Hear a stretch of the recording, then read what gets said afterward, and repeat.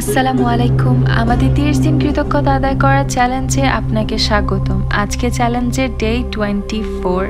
আজকে অনেক এক্সাইটিং একটা চ্যালেঞ্জ নিয়ে এসেছি এবং আশা করছি এই চ্যালেঞ্জ আপনাদের অনেক ভালো লাগবে। যখন থেকে আমরা এই গোলস শুরু করেছি, আশা করছি আপনাদের সবার এর মাধ্যমে ইচ্ছা স্বপ্ন তৈরি হয়েছে। এটা আমি বুঝতে পারি আপনাদের মেসেজেস অ্যান্ড ফিডব্যাক দেখেই। এই কোর্সের মাধ্যমে আমার জীবনেও পরিবর্তন এসেছে। আমার কোনো ভাই বা কোনো ফ্রেন্ড যার স্বাস্থ্যের সমস্যা আছে, আমি চাই তারা এই কোর্সটি করুক। বা আপনি যাচ্ছেন কাউকে ফাইন্যান্সিয়ালি হেল্প করতে, আপনার আত্মীয় বা ভাই বোন বা কারো চিকিৎসার দরকার বা কারো পড়াশোনার দায়ভার আপনি নিতে চাচ্ছেন। ইভেন অ্যাজ এ মুসলিম আমাদের ধর্ম আমাদের এটাই শেখায়, আমরা যখনই বেনিফিশিয়াল কিছু করতে পারি আমরা চাই বাকিদের সাথে শেয়ার করতে। এটা অনেক ভালো গুণ। আপনি যদি এমন নিজের মাঝে কিছু খুঁজে পান কোর্স করা অবস্থায়, তাহলে ওয়েল ডান। মে আল্লাহ বারাকা ইন দিস। আজকে চ্যালেঞ্জ হচ্ছে এই ভালো গুণগুলো নিয়ে।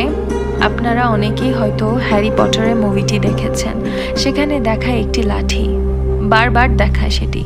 আমাদের ছোটবেলায়ও গল্পে একটি জাদু লাঠিও ছিল। ওই লাঠির কনসেপ্ট ছোটবেলা থেকে আমাদের মাইন্ডে ছিল। আমিও ছোটবেলায় ভাবতাম আমিও এমন একটি স্টিকের খোঁজ পাবো, যেটা কয়েকবার ঘোরালে আমি যা চাই তাই পাবো। আমি এমন একটা সময়ের কথা বলছি যখন এই ফেরি টেলসের গল্পগুলোকে অনেক ভালো লাগতো। তো আমাদের আর আমরা এই কথাটা জানি যে দোয়া আসলে ওই জাদুর স্টিকের মতো কাজ করে।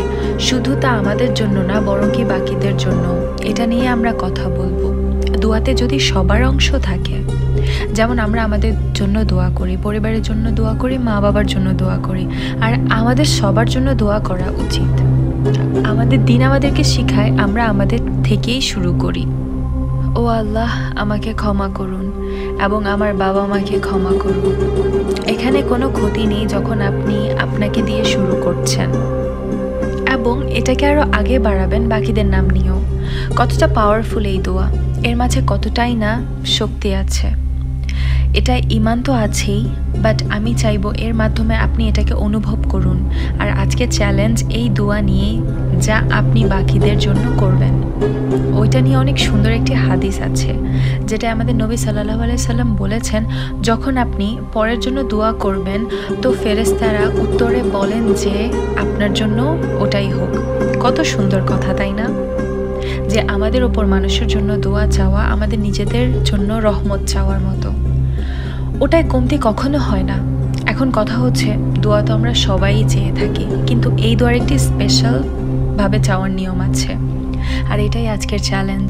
আপনি আপনার ফ্যামিলিতে বা কোনো ফ্রেন্ডসের মধ্যে এদের কারো থেকে কমপক্ষে 3টি লোক সিলেক্ট করে নিন, ওই লোক যাদের জন্য আপনি সবসময় দোয়া চান। উদাহরণ হিসেবে আপনার ভাই, সে তার বিজনেসে সাকসেসফুল হোক, বা আপনার মা, তার স্বাস্থ্য যাতে ভালো থাকুক, বা আপনার বোন, হয়তোবা তার বিবাহিত জীবনের সমস্যা চলছে, হয়তোবা সে অনেক কঠিন সময় পাস করছে, বা আমার বাচ্চাদের নিয়ে, বা আমার জামাই, যে কেউই হতে পারে। আপনি দোয়া চাইবেন যে তারা যাতে ভালোটাই পায়। সো আপনি তাদের জন্য যাই চান না কেন, ওটা আপনার মাইন্ডে আনুন আগে।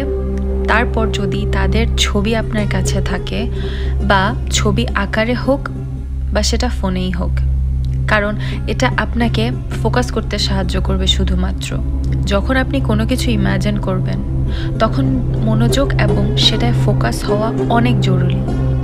সো আপনার কাছে যদি তাদের ছবি থেকে থাকে তাহলে অনেক ভালো। আদারওয়াইজ আপনি তাদের জন্য দোয়া করতে পারেন তাদের নাম নিয়ে। যখন আপনি তাদের জন্য দোয়া চাইবেন, আপনাকে অবশ্যই এটা ইমাজিন করে নিতে হবে যে তারা অলরেডি সেই জিনিসটা পেয়ে গেছে।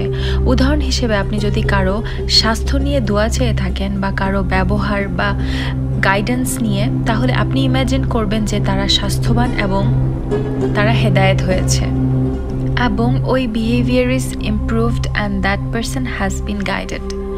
ইমাজিন করুন তারা যখন ওই জিনিসগুলো পেয়ে গেছে তারা কি করছে সেগুলো নিয়ে।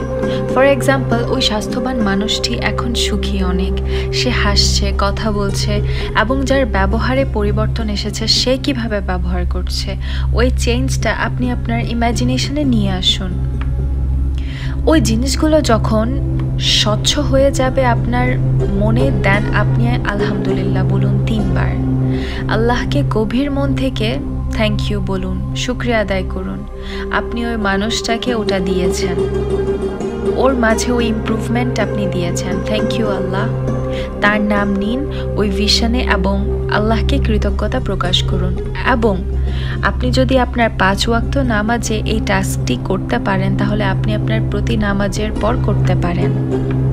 আর এই কাজটি আপনাকে 1 বা 2 মিনিট সময়ের জন্য করতে হবে।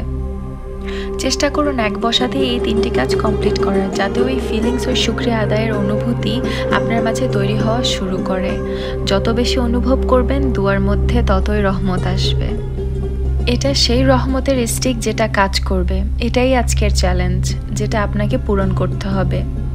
আর আপনি এটা যে কোনো নামাজের পরে করতে পারেন। আর সেটা যদি সম্ভব না হয়, আপনি উঠতে বসতে বা কাজ করা অবস্থায় বা সফরের সময় বা কোথাও ওয়াকে যাওয়ার সময় করতে পারেন।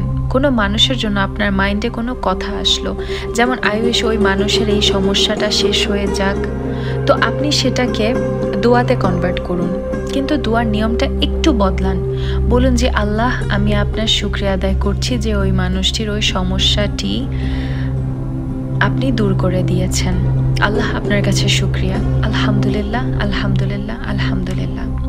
যে জিনিসটি আপনার মাঝে অনুভূতির সৃষ্টি করে তাই আপনি বলুন।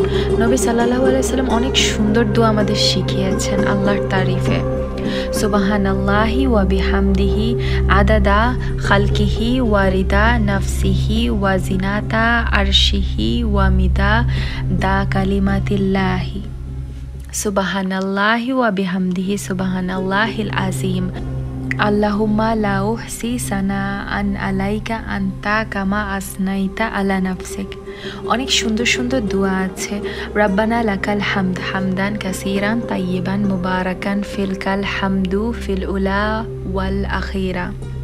বাই অল মিনস যে কোনো সুন্দর শব্দ ব্যবহার করুন। নবীজির বলে দেওয়া সুন্দর কথায় যে শক্তি আছে তা মানুষের মাঝে নেই।